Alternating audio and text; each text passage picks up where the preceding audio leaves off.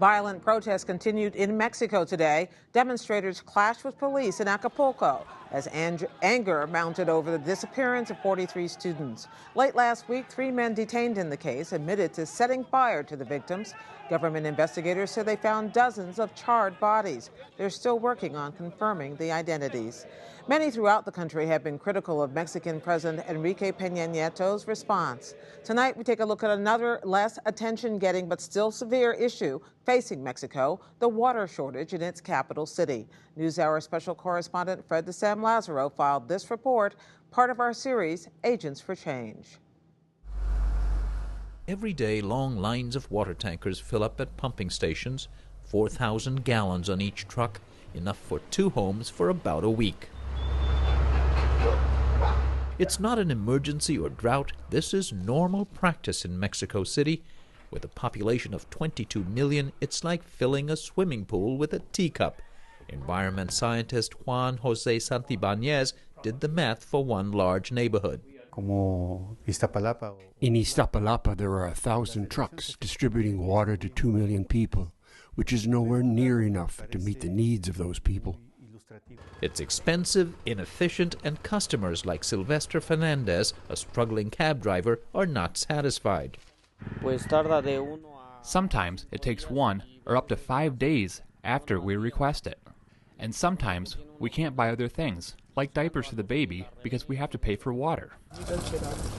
The alternative, really the only choice for many of the poorest, is self-service from a municipal tap.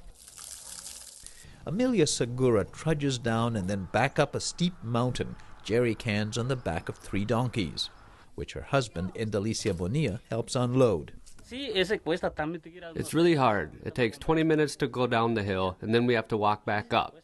We collect enough for about 3 days when it rains. When it's dry, we need more. The city struggles to meet the pressing demand. Water is pumped up from aquifers and also piped in from a neighboring province. It's purified in plants like this, but here there's also a shortage of trust. Mexicans consume more bottled water than any other nation. One reason is that less than 10% of the metro area's sewage is treated. The rest flows in open canals, often washed up with rains that flood this bowl-shaped city, overwhelming many homes in poor neighborhoods. These pictures are from a documentary called H2O MX. The director, Jose Cohen, said he wanted to inject a sense of urgency about this growing crisis. We found out that it's an extremely serious health emergency, and there's a lot of social injustice going on.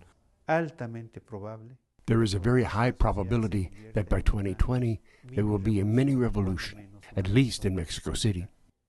No one disagrees the dwindling supply and growing population are leading to a severe crisis, yet there seems to be little momentum to do something about it. For one thing, where to start? Work crews are shutting off the water supply to this neighborhood so they can plug a leak a few hundred yards down the street. The problem is not that there are a few big leaks, but rather thousands of small ones across miles and miles of underground piping. Mexico City loses 1,000 liters of water per second through this system. 40% of the water that is available to the valley is lost in leaks. Almost half of it. Almost half of it. And 60% of the water that we use comes from the aquifer, the one that is drying. Not only do people not get water, extracting it from aquifers below is causing the ground to sink. You see evidence of it in buildings that are tilting precariously, as this one is doing in the Basilica of Guadalupe complex, one of Mexico City's most historic landmarks. Geologists say this city has sunk more than 40 feet in the last half-century. Enrique Lomnitz moved back to his native Mexico from the U.S. 5 years ago, anxious to put his industrial design degree from MIT to work. Everywhere I went, people were talking about water, about how they used to have more water, how they used to have higher quality water, how water was getting more expensive. I started thinking about, well, to me it was a very obvious question, why aren't people using rainwater? So Lomnitz started a social enterprise that installs rainwater collection and storage systems in businesses and homes. This part of the city gets very high rainfall. It gets up to 1,500 millimeters. So a house like the one we're in right now, for example, has 240 meters of roof, which is about enough for 2 low-income families to go all year. In 5 years, Lomnitz's group has installed 1,500 such systems. Not many, he admits, but there are big obstacles. Homeowners simply can't or won't pay the $1,000 cost.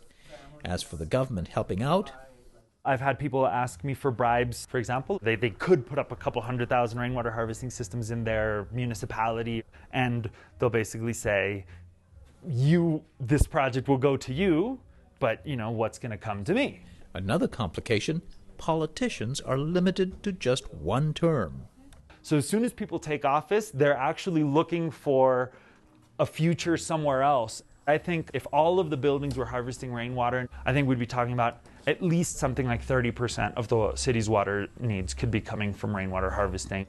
But Ramon Aguirre, who heads the city's water department, thinks that number is much lower, since rainfall varies widely across the city. It's less than 10%, and that's being generous. To build infrastructure to capture the water, store the water, purify the water, it's just not financially viable. His department has developed a comprehensive repair plan. We're talking about collecting rainwater, fixing the leaks in the whole system, increasing the use of recycled water, which can be used for bathing and recharging the aquifers, and generally lowering consumption of water. The problem? A price tag that's 4 times the amount of money he gets in his department. Water is a basic service, and it's very politicized. We have one of the lowest rates in the country when we should have some of the highest, but they are politically set. To compensate for the very low rates, we need very big subsidies from the government, which we don't get. So for the foreseeable future, he expects to worry more about containing social unrest, dispatching more tanker and repair trucks like he does today, than about the long-term problems that are literally sinking one of the world's largest cities. In Mexico City, I'm Fred de Sam Lazaro for the NewsHour. Fred's reporting is a partnership with the Undertold Stories Project at St. Mary's University of Minnesota.